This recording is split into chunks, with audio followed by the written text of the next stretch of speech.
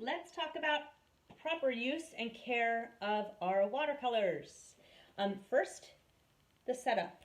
Notice I have 2 cups of water. One is for dirty water and one is clean water. Now they both look clean right now, so you need to talk to your neighbor and make sure you agree on which one is going to be for dirty brushes and which one is for clean paint water. I have my paint sitting on top of a paper towel and my brush is laying down right next to it, ready to go. You have a test paper. This is for testing your colors to make sure they're not too light or dark, make sure you don't have too much water. And then I have my painting. Notice how I have drawn out my idea very lightly in pencil first. You can barely see it. I'm ready to begin. Your brush has some important parts you need to know about. First of all, we have the hairs. Notice how they are all together, nice and neat. This brush is having a good hair day. We want to keep it having a good hair day so it does a good job painting for us. This is the ferrule. When we dip our paints in the water, we want to dip up to this ferrule, not past it. This little squishy thing is for where we can hold our brushes. That's for our fingers. And this is the handle. When you use your brush, remember, the hairs always follow the body. They always go behind the brush when you are making a stroke.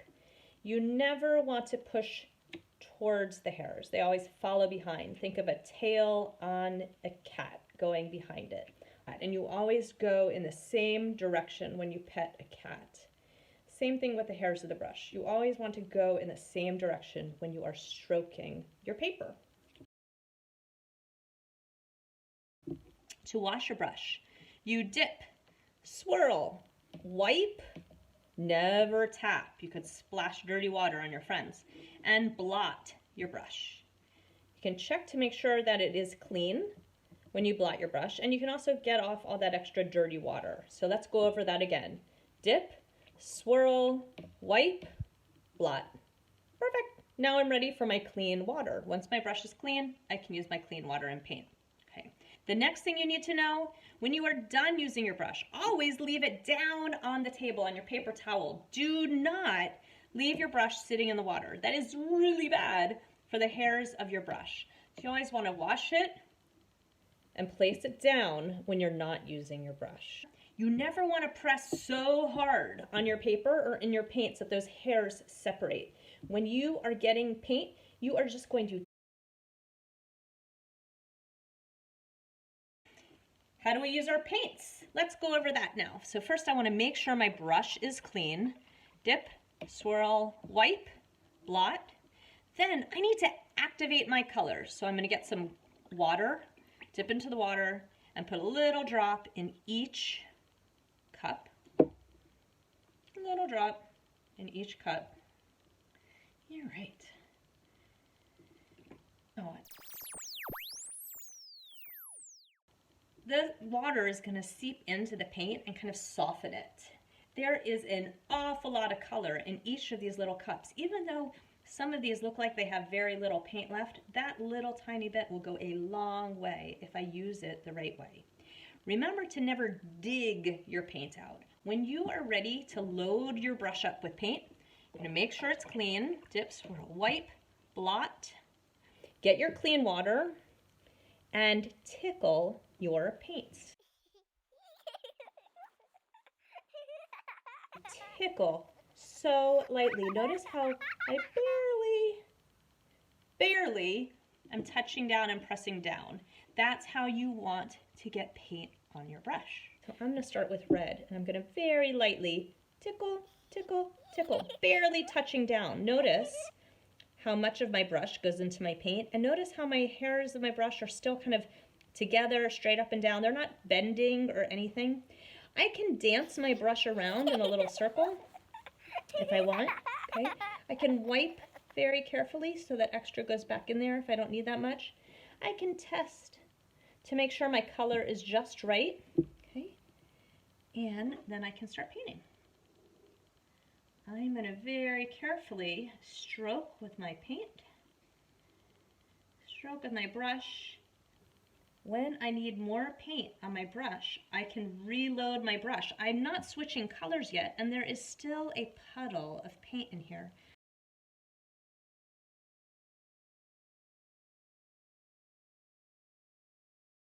Now when my brush starts to look like that, my brush strokes start to look like that, that's called a dry brush. I need to get some more paint on my brush.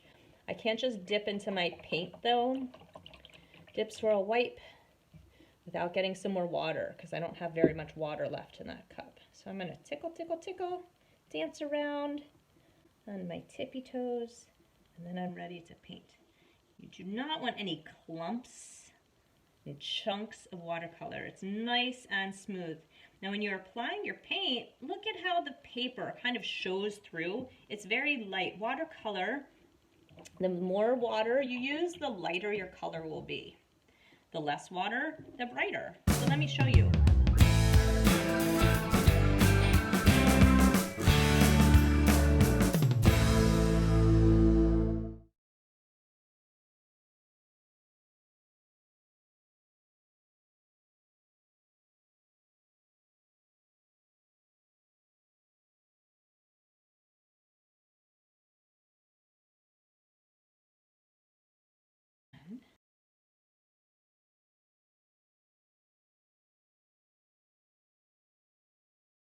Now look what happens if I put my next color next to my wet paint. If I were to put green right next to the red when my red is wet, notice how the colors run and flow and spread together. I need to let it dry if I don't want that to happen. Sometimes that's really cool. Sometimes you want that to happen. Okay? But in this instance, I don't want that to happen. So I'm going to have to wait a little bit for it to dry. I put my other painting aside to dry for a little bit, and I got another one to work on while that's drying. I'm going to make sure my brush is clean. Dip, swirl, wipe, blot. Get my fresh water. Tickle, tickle, tickle. I'm going to start with my next color and my next painting.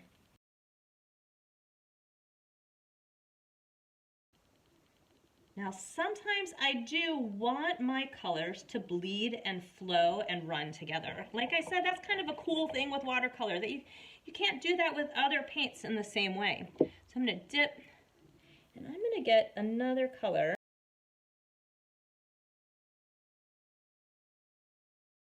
Because I was painting on the yellow, I picked up yellow on my brush, so I can't dip right back into the purple without washing my brush first. So when you put wet next to wet or on top of wet, the colors will run and flow and spread together. Now, like I said, sometimes that's kind of a cool look, but it's not always the look that you want. So you need to be aware of that.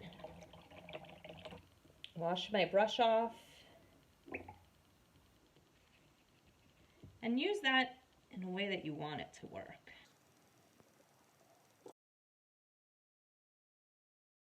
It looks like my red paint is dry.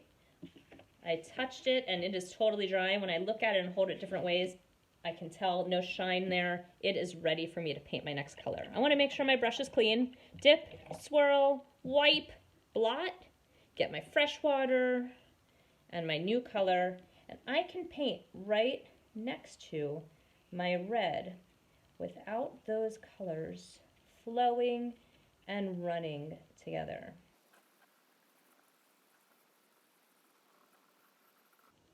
I need a little bit more green paint in there. I'm going to wash my brush off, blot, and get some more water to put in that puddle. I want to put so much in that it goes and starts overflowing into the other colors. That would not be good. I wash my brush off because I want to actually add another color to my green while it's wet. Watch how I do this.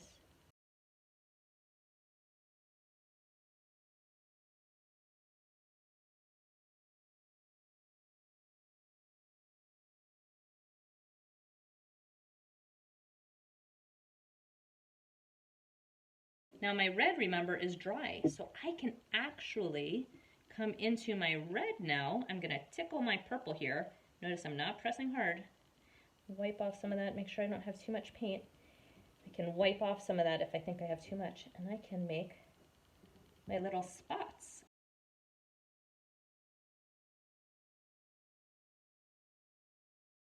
Now take your time with your watercolors and think about your colors, and you will always get surprising results.